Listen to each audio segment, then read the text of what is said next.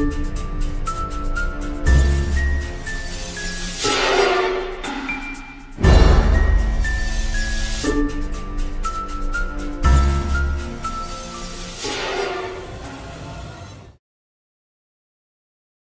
guys, welcome back to my channel with Mimel. Apa kabar kalian semuanya? Seperti biasa, aku selalu berharap kalian dalam keadaan baik-baik saja, happy dan sehat selalu.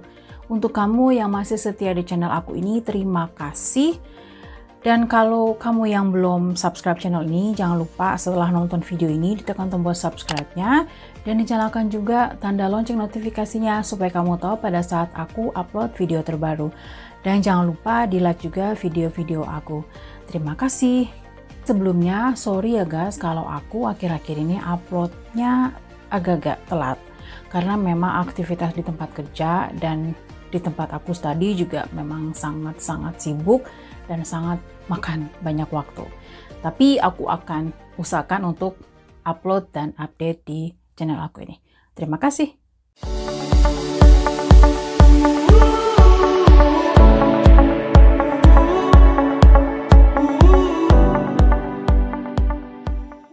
Oke guys, kali ini aku akan bahas satu kasus lagi mengenai menghilangnya seorang anak kecil pada saat mereka berlibur. Jadi pada tanggal 28 April 2007, keluarga McCain berlibur ke Ocean Club Resort di Praia da Luz, Portugal. Madeline pada saat itu berumur 3 tahun dan dia memiliki 2 adik kembar. Orang tua Madeline adalah Kate dan Jerry McCain. Mereka merupakan seorang yang sangat pintar dan berada. Ayah dan ibu Madeline ini seorang dokter. Mereka berlibur bersama-sama dengan 7 teman-temannya dan ada sekitar 8 anak-anak totalnya. Semacam grup family trip begitu deh. Mereka menyewa apartemen di sana. Keluarga McCain menyewa apartemen 5A dan teman lainnya menyewa di 5B dan teman lainnya di 5D. 2 hari sudah mereka berlibur di tempat itu, tepatnya tanggal 3 Mei, saat itulah di mana Madeline menghilang. Jadi mereka tentunya sangat menikmati liburan tersebut. Dan kalau pagi ayahnya Madeline ini suka menghabiskan waktu dengan berolahraga tenis. Dan ibunya Madeline ini juga suka menghabiskan waktu berolahraga lari di sekitar resort tersebut. Jadi ibu dan ayahnya si Madeline ini berganti-gantian gitu loh menjaga anak-anaknya pada saat mereka melakukan aktivitas di pagi hari. Dan ini merupakan foto terakhir Maddie pada saat dia bermain di pinggir kolam renang bersama ayah dan adiknya. Jadi seperti biasa setiap malam orang tua Madeline dan teman-temannya ini mereka mengunjungi bar yang bernama Tapas Bar yang ada di sekitar resort tersebut. Jadi mereka meninggalkan anak-anaknya di apartemen. Jadi salah satu dari mereka itu bergantian untuk mengecek anak-anak mereka di apartemen. Jadi untuk meyakinkan kalau anak-anak mereka itu tertidur pulas dan mereka tidak menangis ataupun rewel ya mencari orang tuanya. Apa yang ada di pikiran para orang tua ini gitu loh, meninggalkan anak-anaknya di apartemen tersebut. Ya meskipun mereka beranggapan oh mereka sudah tertidur pulas, tapi kan tetap aja ya kalau mereka tiba-tiba terbangun tengah malam dan nyari-nyari orang tuanya, pastinya kan juga sangat apa ya, kok nggak ada perasaan kesian gitu ya. Oke lanjut ya. Jadi seperti yang aku bilang sebelumnya, kalau mereka ini bergantian untuk mengecek anak-anak mereka, orang tuanya Maddie ini pada saat mereka pergi ke bar hanya mengunci di pintu depannya aja. Jadi di belakangnya itu ada kayak pagar kecil dan ada pintu yang bisa digeser begitu. Mereka tidak mengunci gitu loh. Jadi mereka cuman, karena itu kan hanya bisa dikunci dari dalam, ya tidak bisa dikunci dari luar. Jadi mereka membiarkan pintu geser yang di belakang itu tidak terkunci. Dan di sebelah tempat tidur si Maddie ini ada jendela yang juga tidak dikunci. Aduh bener-bener ya, jadi sepertinya kok kayak yang mengumbar gitu aja. Jadi sepertinya nggak pikir panjang gitu loh kalau suatu saat akan ada orang yang ngambil atau mungkin ada binatang masuk. Jadi bener-bener tidak memikirkan keselamatan anak-anaknya gitu loh. Jadi kayaknya agak-agak cuman mengikuti kesenangan para orang tua ini aja ya, pergi ke bar ninggalin anak-anaknya begitu aja di dalam apartemen. Sebenarnya juga di resort tersebut ada fasilitas penyewaan babysitter. Jadi kalau misalnya ya orang tuanya mau kongko-kongko di bar, jadi babysitter tersebut yang menjaga anak-anaknya. Dan aku juga nggak ngerti gitu loh, kenapa orang tuanya tidak mau menyewa babysitter untuk menjaga anak-anaknya. Jadi membiarkan begitu aja kayak, ya pastinya ya menganggap remeh gitu loh. Jadi mereka beranggapan, oh nggak akan ada apa-apa, karena kan mereka akan rutin bergantian mengecek anak-anak mereka. Pada jam 8.55 malam, giliran Matt, teman mamanya si Maddie ini, yang mengecek anak-anak mereka. Jadi pada saat mereka mengecek setiap apartemen, jadi semuanya baik-baik saja, anak-anaknya tertidur pulas. Jadi tidak ada hal-hal yang mencurigakan. Jadi si Matt kembali ke bar tersebut. Jadi jam 9 malam giliran ayahnya si Maddie, Jerry, yang mengecek anak-anak mereka. Jadi pada saat Jerry datang lewat pintu belakang, pintu geser dari belakang, mereka mengecek, oh semuanya sedang tertidur pulas. Jadi dia pun langsung balik lagi ke bar. Ya dia beranggapan semuanya oke, semuanya aman-aman aja. Tapi itulah terakhir kalinya Jerry melihat Maddie. Oke, ini interesting partnya nih ya. Jadi pada saat si Jeremy setelah dia mengecek anak-anaknya, terus dia on the way balik ke bar, dia ketemu sama teman lamanya yang bernama Jeremy. Jadi karena mereka udah lama gak ketemu, dan Jeremy pun ternyata stay di tempat yang sama ya, di apartemen tersebut.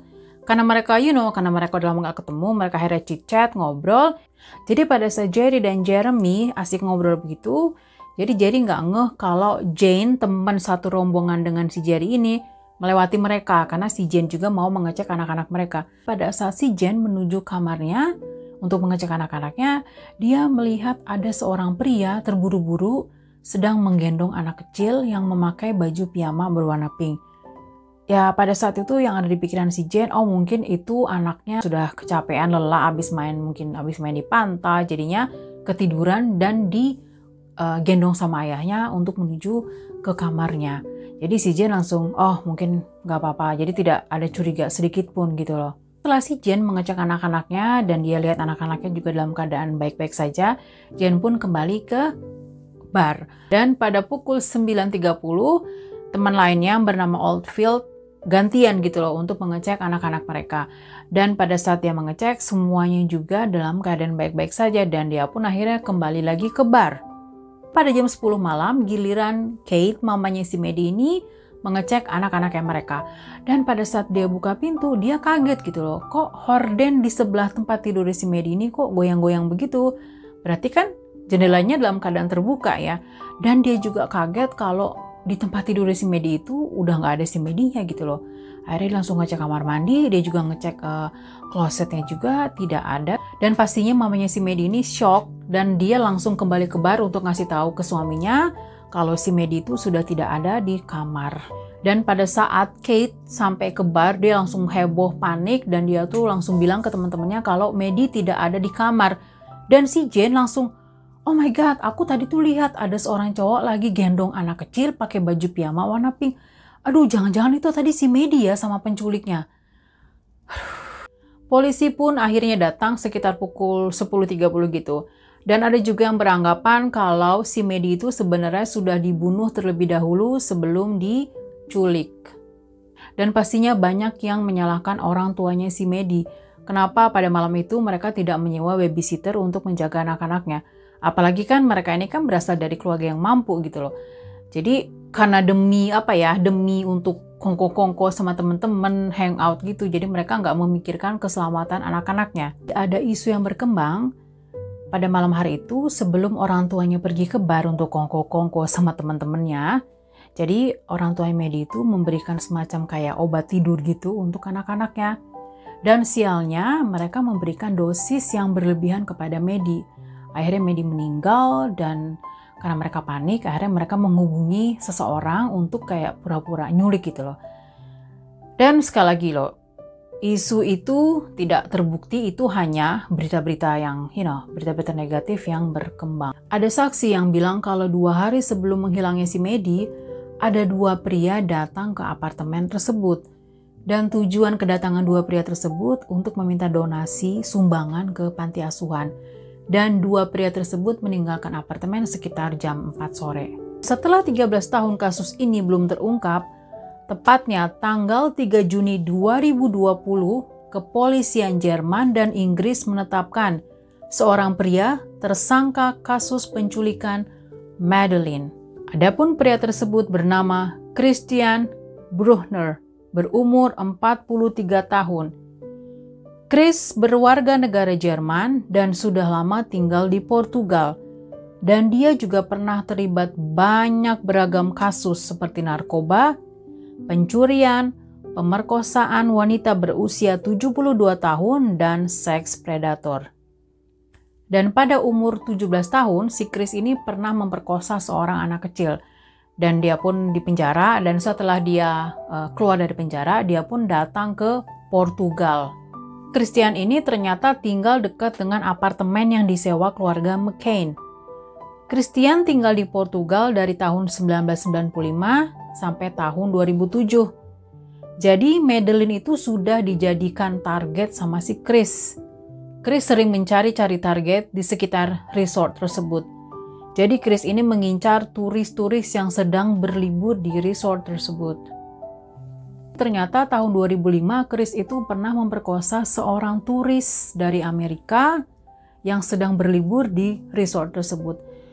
Dan wanita itu berusia 72 tahun. Dan wanita itu bukan hanya saja diperkosa, tapi disiksa juga. Oke, aku mau kasih penjelasan sedikit kenapa polisi akhirnya menetapkan si Chris ini menjadi tersangka kasus penculikan Madeleine. Karena banyaknya kecurigaan-kecurigaan yang ditemukan.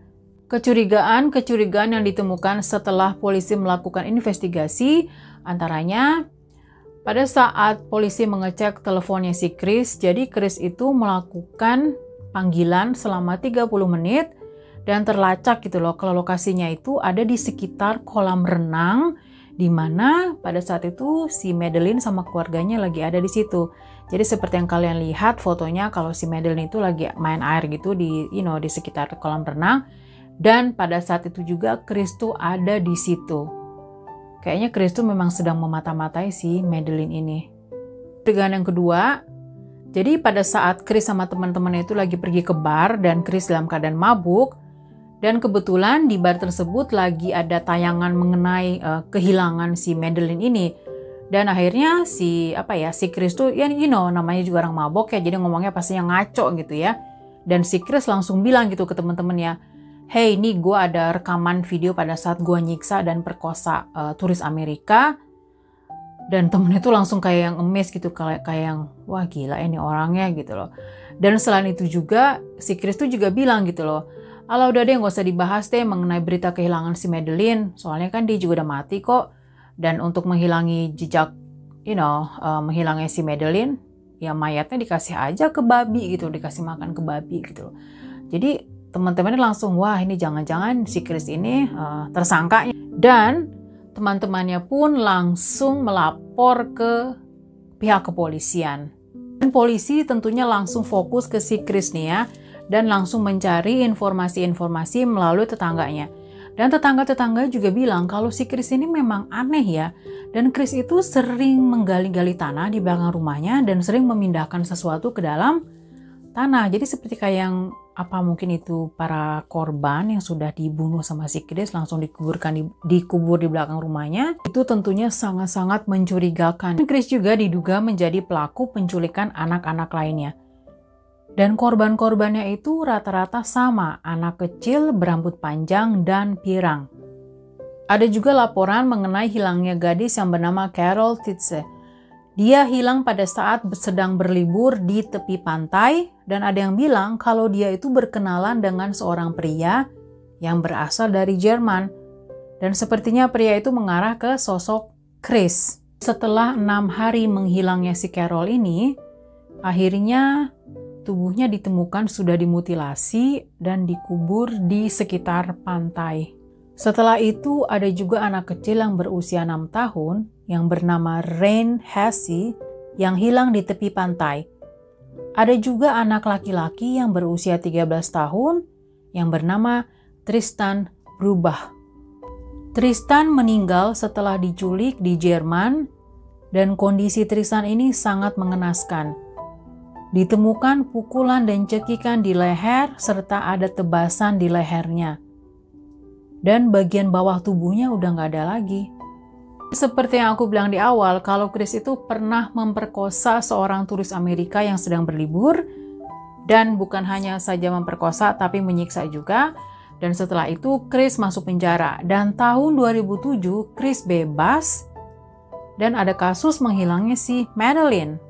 Dan tahun 2015 ada laporan lagi hilangnya anak kecil yang bernama Ingen Gehrig. Jadi Ingen pada saat itu sedang camping dan dia lagi cari kayu bakar gitu, dan temennya denger dong kalau si Ingen itu tiba-tiba teriak di dalam hutan dan sampai sekarang tidak diketahui keberadaannya. Tidak berhenti di situ saja. Jadi tahun 2016 si Chris juga terlibat kasus pornografi terhadap anak-anak. Aduh, si Chris ini titelnya nggak ada bagus-bagusnya ya. Merkosa lah, pembunuh juga lah, terus drugs juga, dan trafficking juga. Jadi ternyata si Chris ini pernah bilang gitu sama temennya ya, kalau mau mendapatkan uang dengan cepat, jual aja anak-anak ke Maroko. Sebenarnya pada saat kejadian, mobil si Chris itu, mobil van camper VW, ada di lokasi. Atas saksi-saksi dan kecurigaan-kecurigaan dan temuan-temuan yang polisi dapati, akhirnya mereka pun menetapkan si Chris lah yang menjadi tersangkanya.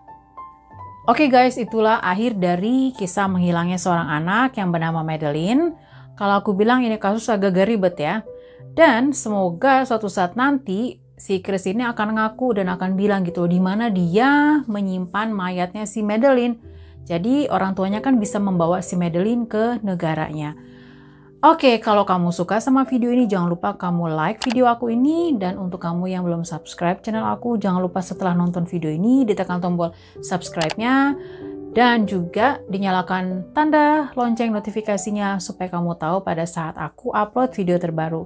Terima kasih dan stay safe, stay healthy. Sampai ketemu lagi di video aku selanjutnya.